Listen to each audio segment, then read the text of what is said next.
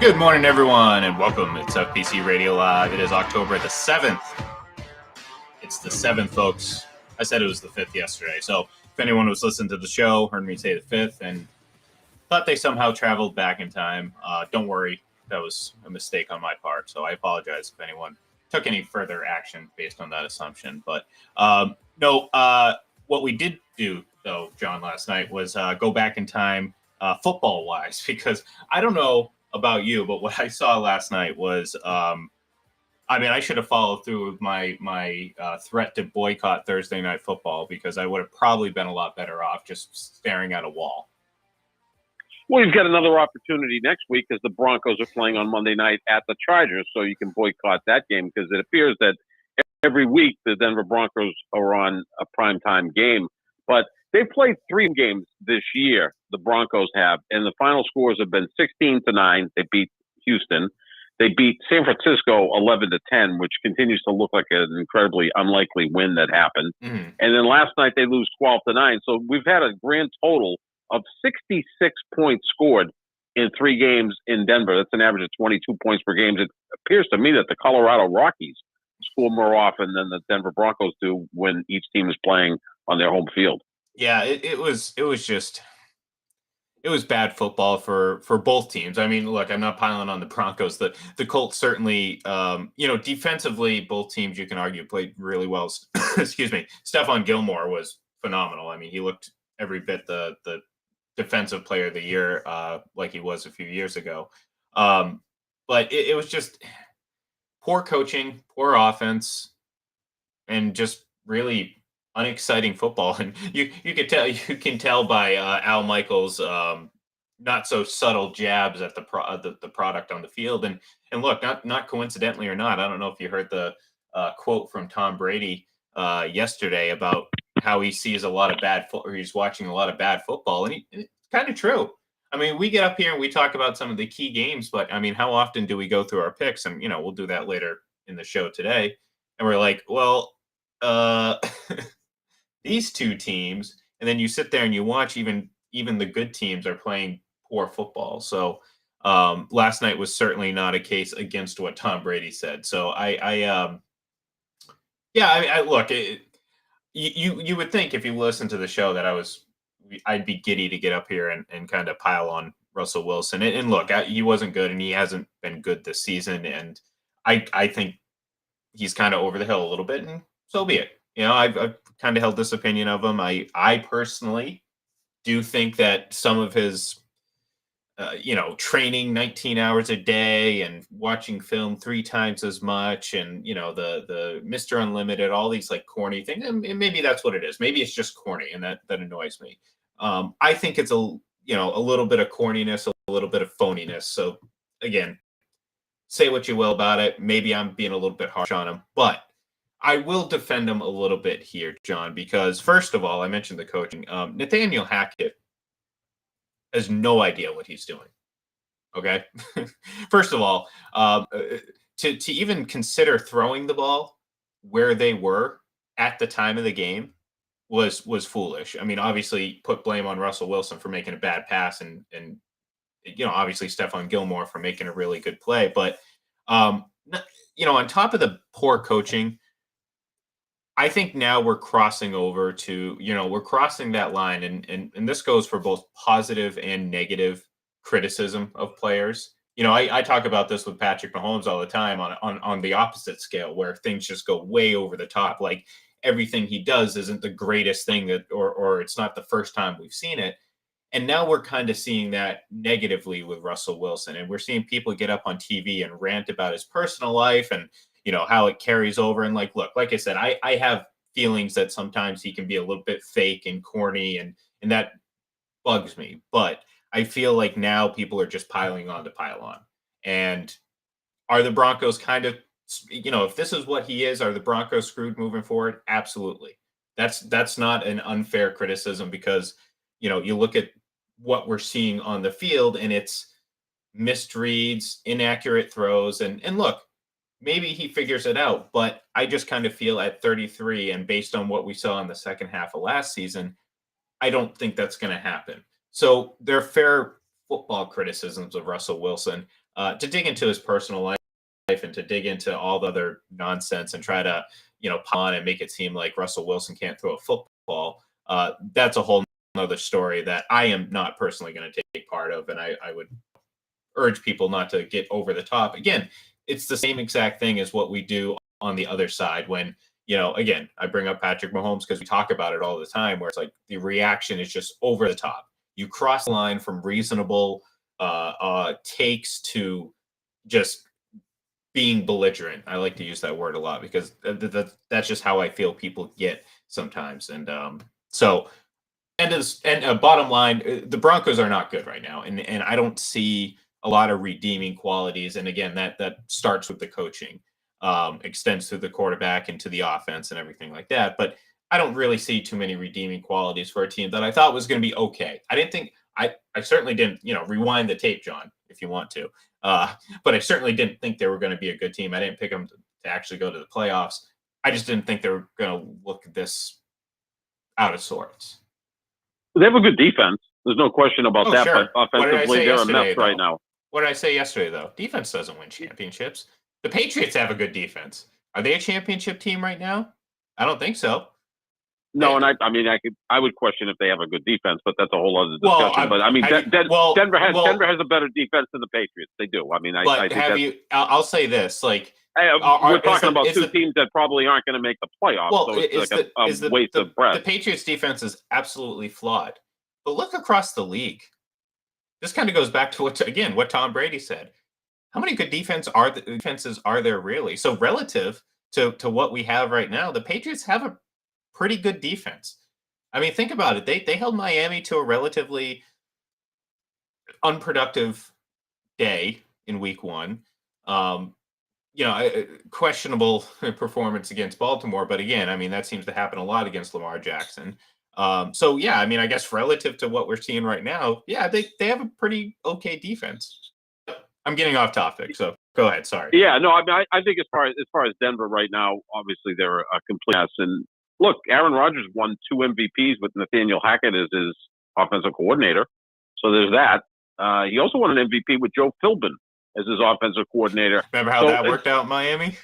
Yeah, that worked out great. So my point being that, and again, I don't put Aaron Rodgers in the same category as Tom Brady, but these great quarterbacks get a lot of people paid. I mean, we can go back and look at a lot of people that got paid a lot of money because of Tom Brady, including Bill Belichick. But obviously, Charlie Weiss was a disaster at Notre Dame, but, he was Tom Brady's first offensive coordinator. And what exactly has Josh McDaniels done outside of when he was coaching Tom Brady? I mean, he was the offensive coordinator with the Rams in 2011, and they averaged 11 points per game, but he's made a lot of money in his career. Billy O'Brien's one guy, and I know people like to pile on him, but I give him some credit for going into Penn State and cleaning up that mess for 2 years, and he did make the playoffs quite often in Houston. I don't think he's a great coach at all, but a lot of people got paid a lot of money because of Tom Brady, and apparently Joe Philbin and Nathaniel Hackett, who so far have been disasters as head coaches, made a lot of money because they were, quote-unquote, Aaron Rodgers offensive coordinator. So, we see that again, we're both on the side of it's the quarterback, not the coach, or at least it's more of the quarterback than the coach. So a lot of this does have to fall on Russell Wilson. He's missing open throws, which is not the coordinator's fault, or in most cases, not the wide receiver's fault. On that last play, was it KJ Hamler was wide open for a touchdown, and he didn't find him. And look, I'm going to agree with you because, I'm not always, and I'll throw the disclaimer out here, when the habit of posting screenshots without context. I mean, and this applies to running routes or penalties or whatever. I mean, it's one of the most useless ways of trying to prove a point, but it's one of the most popular ways, and it's here to stay. So I don't necessarily like seeing that or using that because, again, you can't really tell. Going to that last or that play where on 4th down where he misses them, we don't really know what the play was, what the read was, but that did look like a pretty bad miss. And again, we're not pretending like we know what the play was being called, but I saw someone tweet that it looked like that route was being covered by the ghost of Malcolm Butler, and I was like, you know what, Ooh. that's pretty funny and clever. But yeah, that's a bad miss for a guy. Again, we're talking about a Super Bowl winning quarterback. And I think part of it too, um, which the irony of this is these narratives are all kind of media and fan created, and really, the reason people are annoyed by Russell Wilson was because he was built up by those same people and media members. You know what I mean? So like Mhm. now that he's been built up too much, and now it's all kind of it's reached a tipping point. So he hasn't fulfilled the hype, so to speak, that he was given, not necessarily by himself. Now, going back to my criticism of him, I feel like, and I've said this before, that he kind of started buying into that hype of him. Mhm. I mean, it happens. We all have egos. Not everyone can control it as well as everyone else, and I think that is kind of one of the things that kind of, I guess, rubs me the wrong way about him. I don't think he's a bad person. It's just from a football standpoint. And so the irony of it is those, like I said, those same people who built him up are obviously the ones that are now tearing him down. Like, I mean, I'm sure, I won't name names, but, someone on an NFL Network show this morning really went on a passionate rant about Russell Wilson. And I don't know if it had anything to do with actual football. I'm sure at some point was hyping Russell Wilson up, in some dramatic way as one of the greatest quarterbacks of this generation, which I don't agree with, and I never really agreed with, but some people did. And again, this is the root of that criticism now, because guess what? He isn't that. So now that he's not living up to that hype, people are enjoying seeing him fail. So that's where we're at right now with Russell Wilson. Yeah, exactly. I mean, there comes a point where a guy becomes overrated, and then the pendulum swings to the point where he becomes underrated. So now everyone is talking about how he's the worst quarterback in football, which isn't the case. And I think that, he'll start to get things right going forward, or at least I would think so. Although we don't know. And like you pointed out many times, Ian, they're stuck with this guy. He's 33 years old. He signed till he's 40. It's $245 million. I mean, he's going to be the Broncos quarterback for the foreseeable future. And now you can move on from these contracts at some point, but the player has to show some ability to play. Like, what exactly would the market be in a year or two for Russell Wilson? He'll be 2 years older. And is he all of a sudden going to magically turn into being an all-pro or a Pro Bowl caliber quarterback again? Probably not. And, yeah, I mean, look, they have new owners in Denver. Yet another heir of the Waltons has bought the Denver Broncos. So they've got plenty of money, but they also put up a lot of money to buy that franchise. So I don't even know if Nathaniel Hackett lasts the season. I mean, you generally don't see this where you bring in a head coach and you get rid of him before the first season is over. I mean, Urban Meyer, that took place with Urban Meyer last year, but he had a lot of other issues. I mean, and Nathaniel Hackett, I know, I don't know the man, but I mean, I saw his press conferences in Green Bay every week. He is seems like one of the nicest guys in the league. And that may be the problem. He may be too nice to be an NFL head coach. The assumption but was he's not a good head coach. We can see that. Yeah. And the assumption was that he was brought on board to be kind of like that lure for Aaron Rodgers. And we obviously know how that worked out.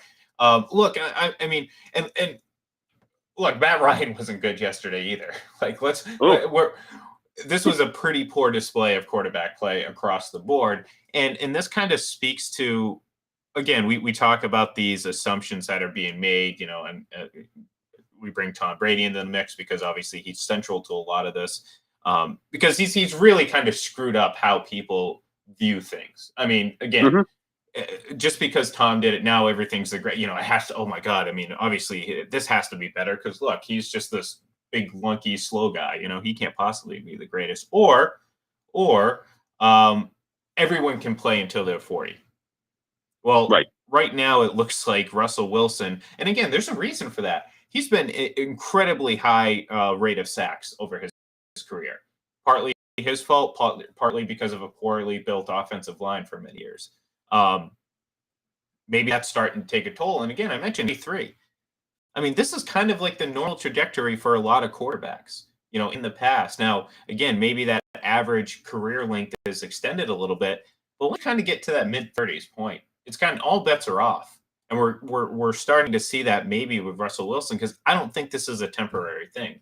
I don't think he's coming back, and I don't think he's going to have a career resurgence. Which, again, from my football standpoint, you're in a kind of a quite a jam there. You're the Broncos, because yes, they can probably get out of the contract somehow, but I think moving forward, I think there's like 130 or 40 million dollars in dead cap money right now, which good luck with that if that's the case.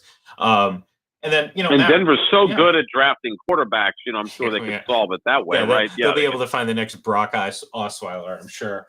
There's plenty of, he's a dime a dozen out there. No offense, Brock. I'm sorry. No, I didn't mean to take a shot at you. I actually like Brock Osweiler, but that's beside the point. Matt Ryan, same thing. I mean, I thought he would be an improvement in Indianapolis, and he just looks like he got really old overnight. Like he's still like, and I think I think Al Michaels probably said it.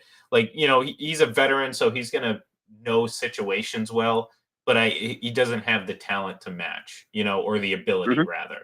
And this, again, this is what happens normally for quarterbacks and anyone in any sport, really. You hit a certain wall, and sometimes you just, that's what it is. So I can't imagine Matt Ryan's gonna, if something like this keeps up like this season, I can't imagine he's going to be playing much longer. From Russell Wilson's standpoint, maybe it's hitting a little bit sooner. Again, maybe because of the beating he's taken over the years. We always figured that was eventually going to catch up to him. Not. I mean, how many times he was a league leader in sacks or right up there. So last night was certainly not a shining moment for great football. Let's just put it that way. No, not at all. And Brady had mentioned that like 8 hours before kickoff, and he was very prescient about it. And I think he was spot on with it. And, there's probably a million reasons why the quality of football hasn't been good. The games have been close and somewhat entertaining, but that doesn't mean it's quality football. But part of it is that there's not a lot of contact between the players and the coaches in the off season. They literally can't have contact. Then when you get to training camp, there's not a lot of physicality in training camp anymore. So that when you get to the regular season, and we've heard this from even some coaches, that it feels like the first month of the regular season is just extended training camp. So, maybe the football will improve going forward. But that was the first game of week 5, and that was just like a joke. I mean, it was to the point where I think people were hate watching it, right? And then it goes into overtime, and then the Broncos fans are leaving at the start of overtime. Like, then that's supposed to be a pretty good fan base, right? Like, you wouldn't think that would happen. I think they've been phenomenal throughout this entire rocky patch. Like, remember a couple of weeks ago doing the countdown for the play clock? And look, they have a right to be upset and get impatient because, again, you bring in Russell Wilson to win you football games, and the games they've won, you kind of feel like they've won in spite of him. And when you're, because there's been opportunities. Let's not pretend like they haven't had opportunities to win games. Like, they have opportunities. They had opportunities last night. And as much as I think the play call, the pass in a situation where all you really got to do is run the clock out and you win the game is idiotic, and that falls on coaching. Russell Wilson still threw an interception in the end zone, a really bad one too. It was don't get me wrong, it was a great play by Stephon Gilmore. All these things can be true, and then Russell Wilson can still have thrown a bad pass. And then on top of that, as you mentioned, the fourth down play at the end of the game where it seemed a fairly wide open Hamler. So look, the fans have been great. And I think the walkout before, because look, if the Broncos won that game, I don't think anyone's leaving that game happy. Yes, it's a win in the win column, but that I understand, like, a win's a win, but good God, that would have been like, so I think the display by the Broncos fans was actually quite good, and I think really might hit home. Really, if you think about it, think about this team. Like, I can't imagine that they're happy with the way they're playing, whether it's they're not happy with Russell Wilson, or they're not happy with the coaching, or they're not happy with themselves, because, there has been a lot of poor football across the board for the Broncos. Maybe they're going to see this, and maybe it's a wake-up call, John.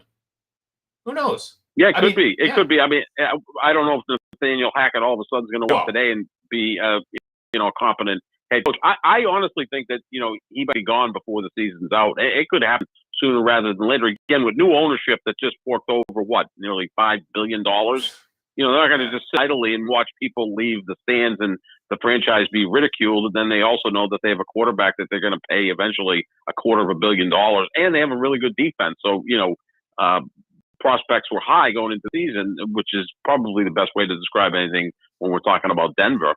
But with the weirdest thing too is the Amazon Prime, Prime Video, they pay almost $80 million per game. And that's what they got last night. Like, I'm not crying. Don't worry. We have Washington. I can't even. That was the best part of it. It was like an SNL skit. Okay, Thanks for watching tonight. Next week we've got Washington at Chicago. I'm like, oh, okay, that's going to be even worse. Will we see a touchdown? We'll see Carson Wentz and Justin Fields, crapping all over themselves next week. Like, what's coming up after this? Start showing high school football. I think that's going to be more entertaining. Yeah, I'd rather watch Johnny Foxborough, But yeah. So look, I mean, at the end of the day, it's early on in the season, and at 6 weeks from now, maybe we'll change. But based on what we saw at the end of last year, based on what we've seen to start this year, I think Russell Wilson is who he is, and the Broncos might have some long-term issues if that's the case, because let's not forget that extension actually doesn't even kick in until 2 years from now. So maybe there's a way for it to be, is there a law in the NFL at all? Maybe there's a certain leeway that you have there, but only time will tell. So, excuse me. Obviously, we have week 5 coming up here. So we're going to kind of dive into our picks. What are you going to at 9:30 this morning on Sunday morning? What are you going to be doing? I'll be watching the Packers and the Giants. Yes. Breakfast from London. It'll be like Wimbledon, breakfast at Wimbledon. Right. Instead of John McEnroe or Roger Federer, it's going to be Aaron Rodgers against the New York Giants. So that's what I'll be doing at 9:30. Eating a very English-themed breakfast? That never appeals to me. No, I wouldn't say an English-themed breakfast with bangers and mash or whatever is the big thing out there, or pudding, or they're not really known for their cuisine. So I'll do my usual breakfast. I usually go out and get a nice spinach, scrambled egg and cheese wrap. It sounds healthy, sure. And it's good. So I'll do some of that. Come back, watch that game, and then you get the Patriots and Lions. That I think is going to be like a wildly entertaining game, because Lord knows what Dan Campbell's going to do. So he's actually must-watch TV, because it's at times it feels like a train wreck, but at times it is very, very appealing to watch. Look, I'll be honest, and we'll obviously get to that game, because I do want to circle back to Green Bay and the Giants. But I kind of thought that when Dan Campbell was first, I thought again this was kind of a. Okay, he's a great soundbite. Everyone's getting all giddy about it. You know what I mean? Like, okay, great. How long is this going to last? We get this with new coaches all the time. There's always that honeymoon period. But like, I've changed my tune on Dan Campbell. I think he's more than just a. I feel like this might be a very harsh way, but more than just a cheerleader. And I'm trying to use that in the least disrespectful manner, but just in a way to describe. How I thought, more of a kind of just a figurehead, not so much as of a great coach, but I mean, what do I know? I'm just, I'm just an asshole that sits at his house and talks about sports. So, clearly, he knows how to, I mean, is any coach right now able to tap into his players quite like Dan Campbell? No, they love him, right? Well, it feels like they'd run through a wall for him. Yeah, I mean, as far as that's concerned, again, the X's and O's, I'm not sure about. Well, but, they're playing good football. So, I mean, it has to. I mean, look, they're a work in progress. They have a lot of talent, but they also obviously have a lot of gaps in talent that they're working through. But I mean, I haven't looked at the Lions in years and thought, man, even with Matt Stafford and all these other, it's like, man, this team looks like they actually. Are well coached. Are they the most talented team? Probably not. But I think being well coached, can overcome that a little bit, and I think it gives them opportunities to really be a disrupt and go to the Super Bowl. But they can kind of mess up the plans of a lot of really good teams, in my opinion, and a lot of that has to do with coaching and how he has this team ready to play and focused to play. I mean, look, Jared Goff is playing his best football that I mean, who would have thought that, Yeah, I mean, this is his best year since 2018, when actually he was an MVP candidate when the Rams went to the Super Bowl. I mean, he wasn't going to win the MVP, but he had an MVP caliber season.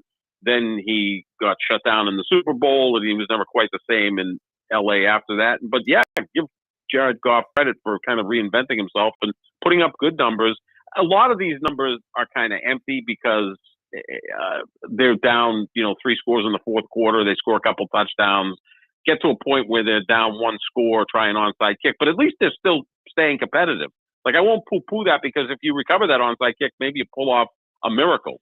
So you got to keep playing for 60 minutes. So give them credit for that. The team plays for 60 minutes. Their defense is god-awful. They're giving up 35 points per game, but they're also scoring 35 points per game. They feel like an ABA team. Well, back in the 70s that was just getting involved in these high-scoring games that were entertaining. Well, and that's what I'm saying. It's like they have talent, but they're also massive gaps in talent, and mostly on the defense. Exactly. But, the fact that you can still keep the players engaged and wanting that's what I said. That speaks to coaching. Now, again, this Lions team, again, I'm not going to pick them even to go to the playoffs, maybe, but would I be shocked if they beat any team in the league right now? Absolutely not. Like, if they went in and played Tampa and won, it would be shocking, but not that shocking. You know what I mean? Like, they're capable of beating, I think, every team in the league because they can score points. And John, it comes all the way back to the central theme of everything I say. And it's not defense that wins championships, it's offense. And offense, a great offense, can overcome far more than a great defense can. Because we see some, quote unquote, great defenses, great yards per game, great points per game, DVOA ranked high, but they're middle of the pack because their offense stinks. Mm-hmm. So, anyways, so the Packers and the Giants, going back to how we started this conversation, somehow landed on the Lions, will be kicking off across the pond, as they say. And would you be surprised if I told you this was the first time that 2 winning teams faced off in London of 31 games played? That's amazing. Yeah. I mean, I think I saw that earlier in the week, and I'm like, I mean, because they play some of these games early in the season, it's not like they wait till November sure.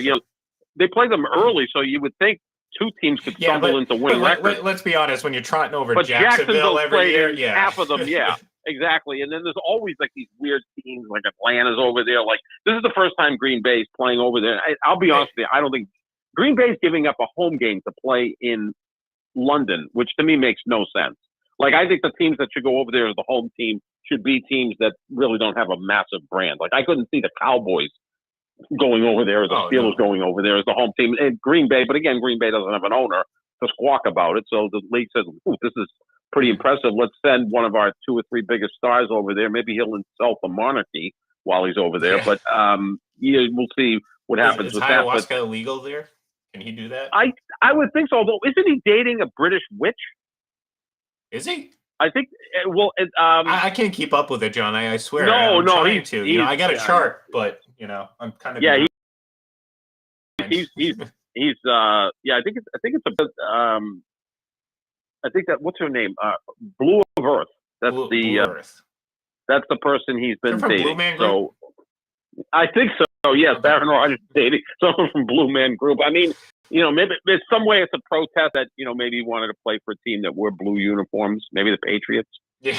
At some point, So all to get to Belichick. I see. Hey, him and Belichick, they have a love fest. Man, they would have won 27 Super Bowls in 10 years if they were together. It would have been incredible. It would have been incredible. Both guys would probably tell you that too. Well, look, we're not getting Tom Brady. We're not getting versus Aaron Rodgers. We're not getting Bill Belichick. But we do have one of his, disciples, or at least former assistant head coach or assistant coaches in Brian Daboll, joining the ranks of the Giants. And I think who has done a pretty good job with a limited quarterback through this point. This is a team that they're like team, but in an opposite way. Like they're a team that's capable of gritting out some wins. Like they have offensive talent. Saquon Barkley, when he's on top of his game, looks like one of the best running backs in the league. Daniel Jones is capable of doing things. This is, I guess, as specific as I'm going to get because I can't really name those things, but he's capable of playing positive football. I'll put it that way. I'll be nice. So, again, do I think the Giants are going to go deep into the playoffs? No, but they're capable of winning against pretty much any team. So are the Packers, who I believe are still I'm concerned about their offense, John. I'm concerned about the long-term viability of this offense because I don't think they're explosive enough. Now, Romeo Doubs could, prove to be that guy, and I think he might be trending towards it because I've really liked what I've seen from him. But the lack of, I don't even want to say explosion, but the lack of a big play from this team, I think I'm kind of, this isn't just going deep. I think we needed someone to take the top off the offense. No, I'm talking about just like big play. It could be short, it could be middle, it could be deep, and it could be long. But this is what somehow that I'm sure my immature mind just made a joke out of that. But somehow, you have to figure out how to do some of the things that Devontae Adams did and gave you, because it wasn't just about making a lot of plays. It was making those big plays, those game-changing plays that I think the Packers offense just is lacking right now. So could they be ripe for an upset, John? Oh, they're always ripe for an upset, but this is how they play. Like people that don't see the Packers play a lot, and of course I see them play every week, and after the Patriots game is like, well, they're not really impressive, and that's how they play their games. They play a lot of close games. Mm-hmm. They generally win most of them, at least in the regular season, not the postseason, but they play a lot of close games, and for the most part, the quarterback takes care of the football, doesn't make mistakes. They generally win the turnover battle. Somehow they're 3-1 this year, losing the turnover battle, which in a sense might be actually a good thing, because once they clean that up, maybe they'll be more dominant going forward. But real quick, do you think, let me put it this way, do you think the margin of error is slimmer this year than it has been in the past? Yeah, because the offense isn't able to cover up if the defense has a bad day. And the defense does struggle stopping the run, which concerns me. Sunday against Saquon Barkley, I mean, he could have a 200-yard rushing game. I don't know what that translates to. It could translate to 16 points. Well, because, running the ball is important, but it doesn't necessarily lead to touchdowns. It can lead to field goals, and if Green Bay gets their offense in gear. And by the way, the one player who is a candidate to maybe add some explosiveness to that offense is rookie Christian Watson. He's got tremendous ability. He's healthy again. It's just a matter of Rodgers going to trust him. We saw him on that, jet sweep score against the Patriots. I mean, the guy has incredible talent. He's big. He's fast. So if they get him up to speed, Dobbs has looked good in the early going, and then you got Lazard and Cobb, and you kind of cobble that together into a good passing game. Well, and earmuff it there, John. But our good friend Joel thinks the Packers are going to lose this one, so it might be tough sledding on the flight back home. But I'm deleting Joel right now from my blocked Twitter. Blocked. I do want to block the one guy that insulted me last night for capitalizing every word in my tweets. Well, some guy said, "I can't believe you're a columnist. Are you illiterate? You capitalize every word in your tweets." It's just a habit I started like years ago. Yeah. And I think it just looks better. I capitalize every word in my tweets. Yeah. I know it's not grammatically correct. I get it. I just think it looks good. And it's also, I have like a TV background from years ago, and that's how we would write the scripts. Well, every word was capitalized. I am defending myself. There were a guy with 138 followers, but so be it. Hey, you gotta fight your battles. I understand. Trust me, I understand. You're starting to you're rubbing off. Yeah, exactly. I normally don't go there. No, see, I understand. Trust me. There are times where I spend time talking to people with like 3 followers and haven't even tweeted yet. I'm like, oh great, what a waste. What a great use of my time, right? I don't know. Look, this Packers offense, it It is what it is, and I think they're going to have to find ways to win because you mentioned if the defense has a bad game, that could relative to what they can do, that might mean giving up 21 points. And it concerns me about this team moving forward because I think the teams they're going to be going up against, and I know the game was 12-10 when they played, but look, I think the Patriots, oops, the Buccaneers offense, obviously, if they continue to do what I say, this isn't me trying to pump my ego. It's just, look, the proof is in the pudding, all right? You throw more, you're going to have a more explosive offense. It's a scientific fact, John, at this point. If they do that, I don't think they're going to have an issue beating a team like Green Bay if Green Bay cannot find a way to become a little bit more explosive. So I say that to say this. I'm taking the Packers. I think they're going to win. I mean, I like the Giants. I do. And I think this is actually going to be a kind of a close matchup and probably like kind of a gritty one. But I think at the end of the day, I think the Packers will win this one because I believe in Aaron Rodgers. I do, especially against the Giants. I know you do. You're coming on to my side a little bit, but yeah, I think they'll find a way to win. And again, you have to see how these teams react going there, right? Like it's kind of out of the norm. So that's going to be interesting to see what happens. And some of their ugliest games have been when they've traveled ahead of time going to the West Coast, and then they got destroyed by San Francisco back in 2019, or they got destroyed by the Chargers in 2019. Those were teams that had really good pass rushes. The Giants don't have a great pass rush, so I think Rodgers will have time to pick apart that defense. All right, so we're both in agreement. Packers win. All right, next game. Let's jump to. Actually, I don't even know if these are in order, so I'm going to reference my schedule here just in case because I don't want to be hopping between 1 o'clock and 4 o'clock games and all that stuff. You know what I'm saying? You feel me? You feel me, John, on that one? I do. All right. Well, here I am now trying to stall to find the list. Okay, here we go. I knew it was in here somewhere. All right. We've already done obviously Thursday Night Football. I apologize for all the paper shuffling over here. It's very, very unprofessional. I apologize. I will pay my dues after. I will do 100 push-ups or something like that. You're very alpha with it, make a mistake, do push-ups. Dan Campbell would be very proud of you. Make a mistake, do on it. He's one of those guys. I see. I told you. Lebowski. I'm buying into Dan Campbell. I'm buying into it.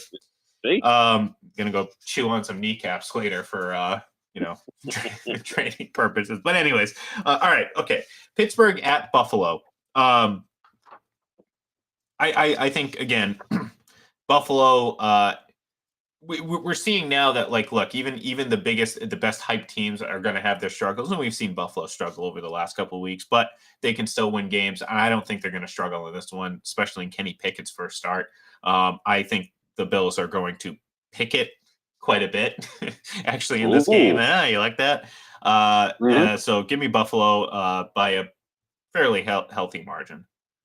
Yeah, this looks like a blowout, right? They're a 14-point favorite. They lost to Pittsburgh opening day last year, so they'll be very focused in this matchup. And Pickett, in some senses, looked okay last Sunday in his debut coming off the bench, but he completed all 13 of his passes. Unfortunately, 3 of them went to the Jets. Yes. So, there's going to be some turnovers, I think, on Sunday. Yeah, I'd say so, especially against a Bills team that, I mean, really, I think they're not desperate's not the right word, but they're very they're chomping at the bit for just a complete game and just a solid game across the board because they've had some bumps in the road the last couple of weeks. Next we have the Chargers at the Browns. I went with the Chargers. I obviously like them more than the Browns, although again I can't help but root for Jacoby Brissett. You know what I mean? I like seeing him do well. I like seeing him succeed. I just don't think it's going to be this week. So give me the Chargers. Yep, I like the Chargers in this game. And again, if you're thinking of playoffs, you can't lose a game like this if you're the Chargers. And they're masters of losing games they should never lose. But I think they'll be okay on Sunday. Next, we have Houston at Jacksonville. The Texans are taking on the Jaguars. They have won 8 in a row against Jacksonville. However, this is not your brother's Jacksonville Jaguars. Maybe the 2018 Jaguars, which were pretty good, but I think this team actually has a little bit higher ceiling, at least from a long-term perspective, at least. And I like them in this game. I mean, Trevor Lawrence has played well. I think this Jacksonville team is certainly playing far better under Doug Peterson than than Urban Meyer and whoever else. But I like them in this game at home against the division rival. So give me Jacksonville. Yeah, I'll go with Jacksonville. No, simple enough. Look at that.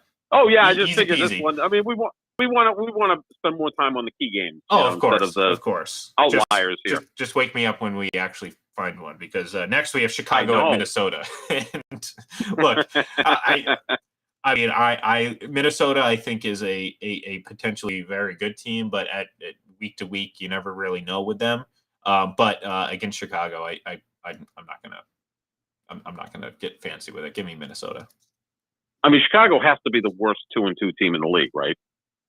I mean, their games are ugly. They can't throw the football. Their defense is, yeah. No, Minnesota should name the score at home, but you always see these weird games within the division where the inferior team comes into the other team's building and gives them a fight, and it's a 3-point game or whatever. But yeah, Minnesota should be okay in this one. All right, next we have Detroit at New England, and we talked about this a little bit earlier. I went back and forth with this. Excuse me. Ultimately, I did go with the Patriots because like I said before, I do think they have a pretty good defense. I mean, again, relative to what I think the landscape of the NFL is right now. So are they going to be able to limit some of the big plays? I think they're smart enough, but it's all about the offense. If Mac Jones is out there and they can limit the mistakes, I think they're going to win this game. Even if Bailey Zappi's in there, if they can limit the mistakes and be efficient on offense, which I think they're capable of doing. And again, actually, I think I just Zappi, I believe, has already actually been named the starter for this week, because there was some potential with Mac Jones. But even with Zappi in there, as long as he can move the ball and push this offense, which I think can do some nice things, I like them in this game. Again, I'm trying to convince myself right now, John, if you can't tell, because this was kind of a game where I went back and forth with. But I will pick the Patriots after feeling disgusting not picking them last week. I'm going to go. I'm going to go with Detroit in this. I mean, they get close every week. They put up points. I think it's going to be a wildly entertaining game. I mean, the last two Patriots games have been wildly entertaining, not necessarily great games or well-played games, but fun to watch with a lot of memorable plays. And Detroit's always involved in crazy games, and Lord knows what Dan Campbell's going to do. You know, how many times is he going to go for it on fourth down, and from where is he going to go for it on fourth down? But I'm going to go with the Lions in this. They do have some offensive playmakers, although they are dealing with some injuries. It's kind of a big revenge game. Anybody that is still on the team that was there when Matt Patricia was the coach is probably fired up for this game. So I'll go with the Lions. But this is literally like a flip of a coin game, which is kind of laughable when you think Patriots at home against Detroit being a flip of coin game. But that's where we're at right now. Yeah, I mean, look, both teams are building towards something. And look, I know there's a lot of negativity surrounding the Patriots, but I actually think they're doing some things actually pretty well. So, all right, let's we're going to speed through the rest of this as we're kind of winding down here with time, and I'm starting to lose my voice a little bit. So that's not good, John. Actually, it might be good if people are trying to tune me out. That actually might be a good thing. So Seattle at New Orleans. I'm taking the Seahawks. They're playing good football, and right now the New Orleans Saints look like an absolute mess across the board. So give me Seattle.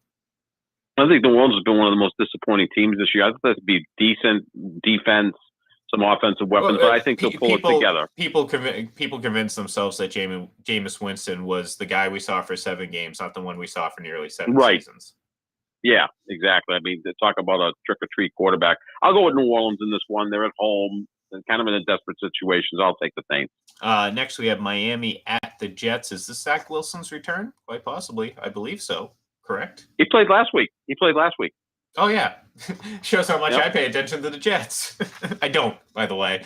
I do like Miami in this one. I think obviously Tua is going to be out. Teddy Bridgewater, once upon a time was a really good quarterback. Obviously injuries have really altered his career, so we may never know what his full potential was. I think he's capable of certainly winning and playing very well with this offense. Now, I know I saw Tyreek Hill pop up on the injury report, but I still would imagine he's going to be out there. And Tyreek Hill, Jalen Waddle, so on and so forth. It's the Jets. Give me the Dolphins. I'm going to call for the upset here. I'm going to go with the Jets. Yeah, I mean, you got Robert Saleh as the head coach of the Jets. He was the offensive coordinator in San Francisco when Mike LaFleur, Matt LaFleur's younger brother, was an offensive assistant with the 49ers. So I think he might have a little bit of an edge. Those brothers talk, or is it just a Oh yeah, no, they're right. buddies. Okay. Yeah, they're buddies, and I think they get a 2-for-1 on really waxing the eyebrows and having a really good year. I mean, Matt LaFleur is one of the best coiffed coaches in the NFL, right? We can agree with that. I mean, the beard is impeccable, the eyebrows, everything's pretty good. So I'm going to go with the Jets, though. I think the Jets, I think have drafted pretty well the last couple of years and seem to be a bit on the uptick at this point. So I'll take the Jets in a mild upset. All right, we have Atlanta going to Tampa Bay, and I have Atlanta leaving Tampa Bay, taking a big L. I think this offense hopefully realized what works for them in this last game, and they're going to continue to do that, in which case I think they're going to have a fairly easy time against Atlanta, and I think their schedule the next couple of weeks will do them well. So give me the Bucs in this one. Yeah, blowout. Brady puts up 4 touchdowns. The defense has a good day, and it's one of those 34-17 type wins, if not even more. I like that. That's music to my ears. Tennessee at Washington. We had to pick a winner, so I picked Tennessee. That's all I got. I mean, yeah. I will say this, and I've been meaning to kind of. I think I was a little wrong about Derrick Henry. He's looked a lot better since we kind of asked if he was going to fall off a cliff. But the Titans, on a whole, I don't think are much better. So, but I will take the Titans in this one. Great quarterback matchup of Ryan Tannehill against Carson Wentz. Can't wait to see that. I'll go with Tennessee. Mike Vrabel, I think, is one of the best coaches in the league. And I think Washington's going to be in for a long, disastrous season. And I think it starts from the top down with that owner that is absolutely despicable. And I think it permeates through the entire organization. I'll take the Titans. Next, we have San Francisco heading to Carolina. And not just like, but I have San Francisco going into Carolina and picking up the win. I think the Panthers they're bad. I think Matt Rule is a lame duck and just kind of, dead man walking, remember the Green Mile? Dead man walking, that's what he is right now. I think that they've won one game in the last, what feels like 5 years. And quite frankly, Baker Mayfield may be the worst, or I think he is the least efficient. I know, again, we're talking about efficiency, but it is alarming when you are the least efficient quarterback out of 33 qualified starters at this point. That's not good and certainly not good in this situation. So San Francisco. Yeah, San Francisco looks good. Their defense is outstanding. They may have the best defense in football, right? And then offensively, they get the job done. Jimmy Garoppolo wins 70% of his starts, although they try to get rid of him every year, like San Francisco in this game. And again, these teams with playoff aspirations, they can't slip up against a team like Carolina. But what makes the NFL fun to watch is sometimes you see upsets, but I don't think it's going to happen on Sunday. Give me the 49ers. All right, next we have Philadelphia at Arizona. Eagles. That's it. Eagles. Yeah, they're the only undefeated team. Arizona plays so much better on the road than they do at home. I'll go with the Eagles, but I think this is going to be a close one. But I'll go with the Eagles because right now, Jalen Hurts is playing at a high level, and I think Philadelphia is the real deal because they're dominant on both sides of the line of scrimmage. Their offensive and defensive lines are for real. They're kind of built the way they were in 2017 with strong line play, and that translates. That travels. Eagles go to 5-0. I agree. Dallas at Rams. I took the Dallas Cowboys because, again, I had little expectations for them after Dak Prescott went down. They've impressed me, and on the same side, the Rams have been very disappointing, and on both sides, both quarterback play, defensively, disappointing. So give me Dallas in this one. I'm with you on this. The Rams can't protect the quarterback, and Matt Stafford is a turnover machine. And now coming to town is Micah Parsons, who, might be the best defensive player in football because he kind of can beat you in more ways than, say, Aaron Donald. Like you coming forward, going sideways, and also going back. The guy can drop into coverage and do things. I like the Cowboys in this matchup. All right, next, last but not least, and we'll save our Monday night preview for Monday night, of course. Cincinnati at Baltimore. I took the Ravens to bounce back in this one, just because I feel like the taste in their mouths after losing that last week is really gonna sting, and I like that the Bengals they're starting to figure some things out. Joe Burrow's playing a little bit better, but I don't think they're going to play well enough to win this game. So give me the Ravens. These two teams are going to battle for first place in that division. I mean, Cleveland's below them because as much as we think Jacoby Brissett, he's not an elite quarterback, not even close. Deshaun Watson's not back till late November, and Pittsburgh is a mess. So this is the battle for the AFC North. And I like Cincinnati in this. I think from the second half of the Dallas game on, Cincinnati, like you said, Ian, I think he's kind of figured some things out, better pass protection, give our boy Joe Burrow some more time to throw. So I like the Bengals in this matchup. I think he'll slice that secondary to pieces, which they've got a lot of talent, Baltimore, in the secondary, but doesn't seem to fit or work. And just one quick thing. Joe Burrow is becoming one of my 2 or 3 favorite players in the league. Not just to watch. I just like the guy. He says things, he dives into like social issues. He talked about there were games in high school or college where he can't remember the game because of the concussion. I know he spoke out in support of Tua. I really like the kid. I think he's going to be great for the league because he's got a personality and he's smart. And when you put those two together, and he's great. He's a great quarterback or a near great quarterback. And again, he's your younger brother, so he is family after all. But he's becoming like he might be the guy after Rodgers retires that becomes my favorite quarterback. What's that political term used to like it when you repeat something over and over again? Eventually, you're just gonna begin to believe it, regardless of if it's true or not.